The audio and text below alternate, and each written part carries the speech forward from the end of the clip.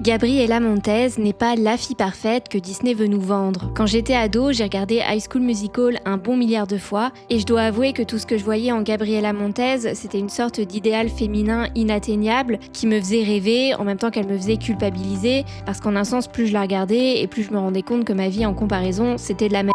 Mais qu'importe, parce qu'au fond, je l'aimais trop pour lui en tenir rigueur. Ceci dit, maintenant que les années ont passé, je dois bien me rendre compte d'une chose, Gabriela Montez n'était en réalité pas la fille parfaite que j'imaginais, parfois c'était même une véritable et voici pourquoi.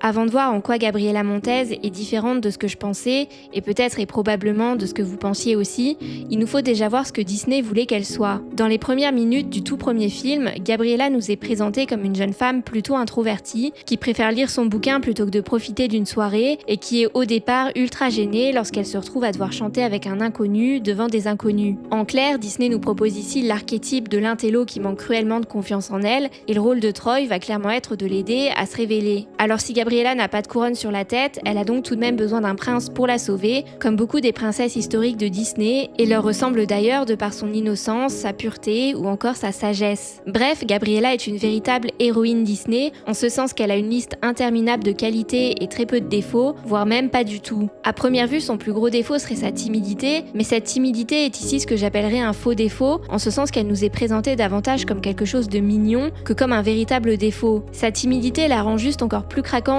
aux yeux du spectateur et aussi humble. Elle est aussi un peu maladroite dans le premier volet lorsqu'elle glisse et renverse son plateau repas sur Sharpay, mais on voit clairement qu'elle le fait pas exprès et qu'elle est pas mal intentionnée ici. En fait, elle a surtout pas de chance à ce moment-là. Bref, si à première vue Gabriela a si peu de défauts et est tellement parfaite, c'est parce que le premier but de Disney n'est pas d'être 100% réaliste. De toute façon, j'ai envie de dire, avec un personnage qui chante ses peines de cœur dans les couloirs du lycée, c'est forcément mission impossible. Non, le but de Disney, c'est plutôt de vendre du rêve avec une héroïne inspirante pour son public cible, une héroïne à laquelle les jeunes filles vont rêver de ressembler. Au final, on pourrait donc reprocher à ce stade à Gabriela Montez d'être une sorte de Marie-Sou, ou autrement dit d'être un personnage sans réelle faiblesse, qui est aimé de tous les autres personnages ou presque, et réussit finalement toujours tout ce qu'il entreprend. Par exemple, Gabriela est non seulement un petit génie en sciences, mais elle est aussi ultra douée en chant, et elle est suffisamment forte en natation pour obtenir le poste de maître nageur au country club. Bref, elle donne l'impression d'exceller dans tout. Mais le problème et le risque avec ce genre de personnages, c'est qu'ils sont généralement ennuyeux pour le spectateur parce qu'ils n'évoluent jamais. Alors je pense que dans une tentative de rendre le personnage et surtout l'histoire plus intéressant, Disney n'a eu d'autre choix que de lui ajouter des petits défauts par-ci par-là, avec cependant la contrainte évidente de ne jamais aller trop loin avec le personnage, de façon à ce que le spectateur l'aime toujours et ne s'aperçoive pas directement de la petite supercherie qui joue en fait dans son dos. Résultat, j'ai regardé High School Musical pendant des années sans vraiment réaliser que derrière le sourire mignon et innocent de Gabriela se cachait en fait un personnage plus nuancé que je ne le pensais.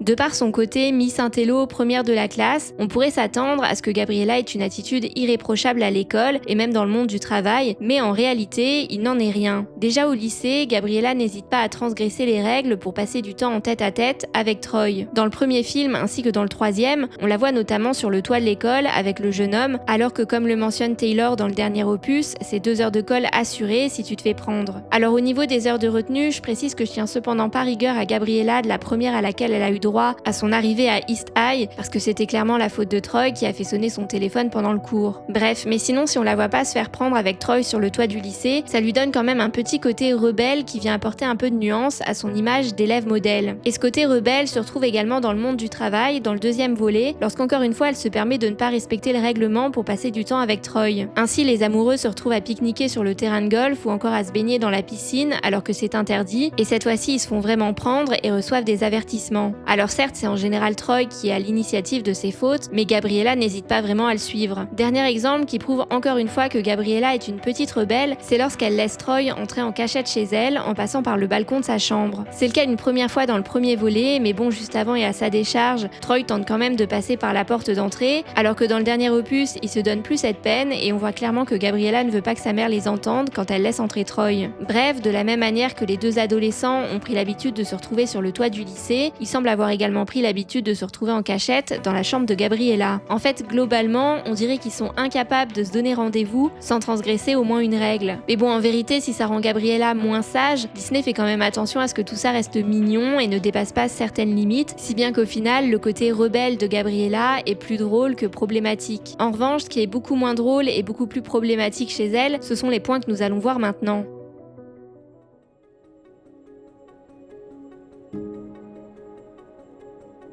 Il y a une scène qui m'a toujours fait marrer, mais pour le coup, pas vraiment dans le bon sens du terme. C'est au tout début du premier volet, lorsque Troy et Gabriella échangent leurs numéros et que la jeune femme se barre sans même dire au revoir. Si ce moment est assez bizarre, il illustre en revanche très bien la tendance qu'a Gabriella à planter les gens tout au long de la franchise. Par exemple, dans le deuxième opus, elle va carrément démissionner de son poste de maître nageuse lorsqu'elle rompt avec Troy, ce qui n'est clairement pas très professionnel de sa part. C'est pas parce qu'elle rompt avec son copain qu'elle doit lâcher son employeur pour autant. Surtout qu'ils occupent pas les mêmes postes, donc ils ont pas besoin de se voir toute la journée. Et en plus, il n'y a pas que Troy qui travaille au country club, mais aussi tous ses amis, donc c'est pas non plus comme si elle allait se retrouver complètement seule. Aussi, dans le troisième film, elle pousse littéralement tous ses amis à participer au spectacle de fin d'année, avant de les lâcher pour participer au programme avancé de pré-rentrée de l'université de Stanford. Alors certes, elle a une bonne excuse, mais moi je me demande si elle aurait pas pu anticiper et prévenir ses amis avant qu'il y avait un risque qu'elle puisse pas participer au spectacle. En tout cas, il me semble pas que ce soit mentionné. Bref, mais parce que du coup son départ implique des changements de rôle et donc du travail en plus pour ses amis, et d'ailleurs même pour Madame Darbus, la professeure de théâtre, qui avoue un soir à Troy: « Je ne devrais pas être là à cette heure-ci bien sûr, mais je m'efforce de repenser le spectacle, il faut nous adapter puisque Sharpay joue à présent le rôle de Mademoiselle Montez. »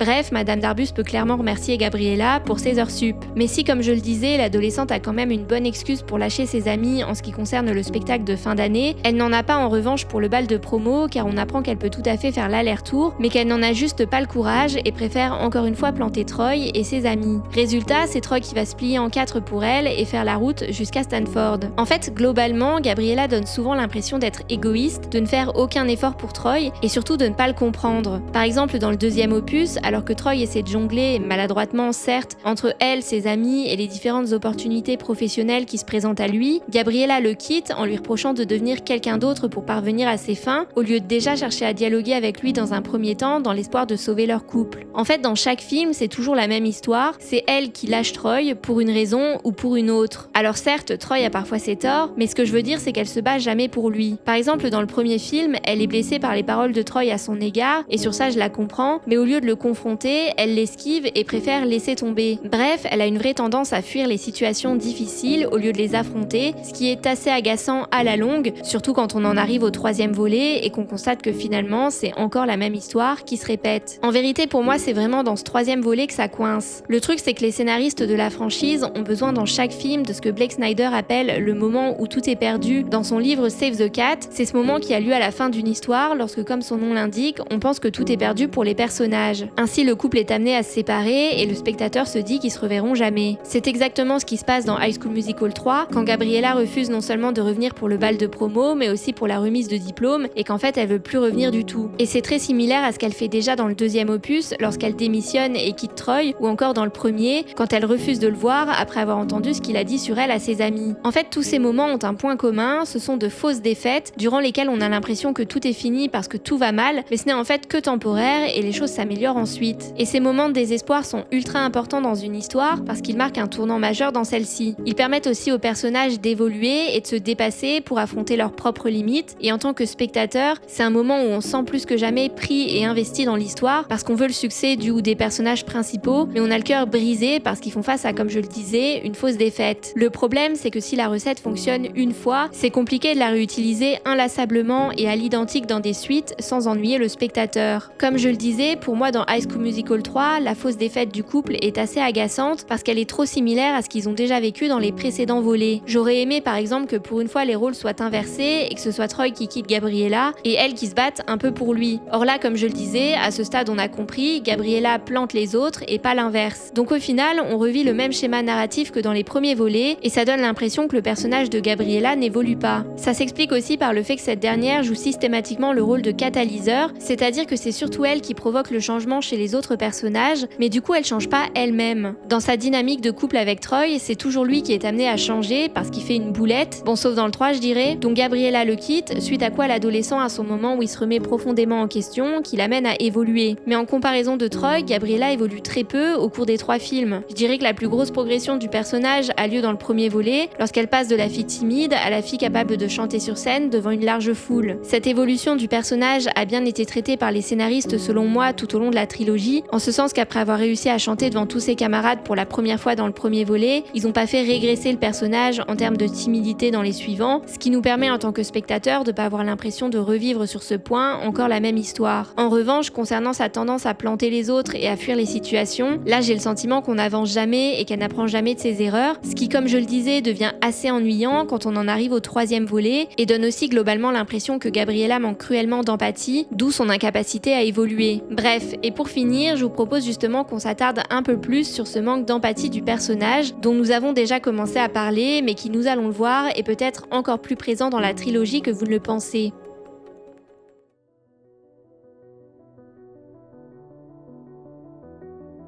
Nous l'avons vu, Gabriella se montre parfois assez égoïste envers Troy et n'essaie pas de le comprendre et de le soutenir comme lui le fait avec elle. Mais elle sait aussi se montrer égoïste envers d'autres personnages de la franchise. Par exemple, dans le 3e opus, lorsqu'elle apprend qu'elle est prise dans le programme avancé de pré-rentrée de l'université de Stanford, au lieu de le dire immédiatement à Troy et à tous ses amis et d'en informer sa professeure de théâtre, Gabriella ne le dévoile dans un premier temps qu'à Taylor, sa meilleure amie, ce qui n'est pas très cool pour tous ses autres camarades, car plus elle attend pour leur révéler la nouvelle, moins ça leur laisse de temps pour s'adapter et faire les modifications nécessaires dans le spectacle pour pallier à son départ. Alors tout ça est justifié par le fait qu'elle hésite à partir, mais il n'empêche que j'ai pas le sentiment qu'elle réalise les conséquences de son hésitation pour ses camarades. Et d'ailleurs ils sont quand même super cool parce qu'ils lui en tiennent même pas rigueur. Bref, tout ça pour dire que j'ai l'impression, encore une fois, qu'elle manque ici d'empathie envers eux et se montre donc en un sens assez égoïste. Mais le personnage avec lequel Gabriella est peut-être le plus une c'est très certainement en fait avec Sharpay. Et je parle pas ici du fait qu'elle lui dise ses 4 vérités dans le 2e film, parce qu'à un moment je pense que Sharpay mérite aussi d'être mise à sa place. Bref, en revanche, là où à mon sens Gabriella n'est pas très cool avec Sharpay, c'est lorsqu'entre guillemets elle lui pique ses rôles sans jamais s'inquiéter du mal que ça fait à sa camarade de classe. Je m'explique, pour Sharpay le théâtre est quelque chose qu'elle prend très au sérieux parce qu'elle a de grandes ambitions dans ce domaine, elle met donc à la fois les efforts et les moyens dans chacune de ses représentations et s'investit à fond, alors que Gabriella au contraire n'a aucune ambition professionnelle en théâtre et fait surtout ça pour s'amuser. Et en soi, elle a tout à fait le droit. Là où le problème commence en revanche, c'est que contrairement à Sharpay, elle est pas du tout sérieuse. Par exemple, dans le premier film, elle se pointe en retard aux auditions, n'a même pas à répéter, mais elle est prise quand même pour le second tour. Donc en vérité, quand on y pense, c'est assez légitime que Sharpay soit agacée de la situation, parce qu'il y a un côté injuste. Alors certes, Gabriella doit rien à Sharpay et a tout à fait le droit d'auditionner pour le rôle qu'elle veut, mais ce que je veux dire, c'est qu'elle manque quand même d'empathie envers Sharpay et se moque d'elle au lieu d'essayer pourquoi pas de l'aider et de lui montrer ce qui cloche dans ses performances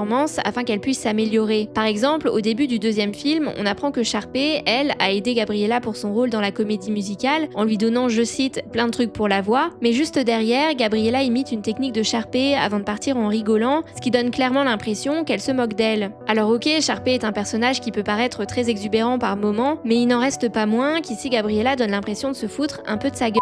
Autre exemple, dans le premier film, pendant que Sharpay et Ryan sont en train de performer sur scène et que Troy et Gabriella observent leurs prestations, on peut voir Gabriella afficher une sorte de sourire qui donne l'impression qu'elle les juge autant qu'elle se moque d'eux. Enfin, dernier exemple, avec la scène du sympa ton écriture, au début du premier volet, après que Sharpay a écrit son nom en énorme sur la fiche d'inscription pour les auditions de la comédie musicale du lycée. Gabriella lui lance alors une remarque sur son écriture en souriant et en haussant les sourcils. Or, on pourrait encore une fois arguer ici que ça donne un côté un peu moqueur et méprisant au personnage. Ceci dit, Disney essaie de ne pas aller trop loin et joue donc à mon sens sur une certaine ambiguïté. Du coup, Gabriella a l'air de faire un compliment à Sharpay de prime abord parce que rappelons-le, elle est censée être gentille et parfaite, mais par derrière, on peut en fait aussi interpréter ça comme une moquerie déguisée de la part du personnage. En fait, globalement, je trouve que cet extrait résume bien la stratégie employée par les scénaristes tout au long de la trilogie avec le personnage de Gabriella. Elle nous hypnotise avec ses sourires innocents pour nous distraire et dissimuler ses véritables défauts derrière.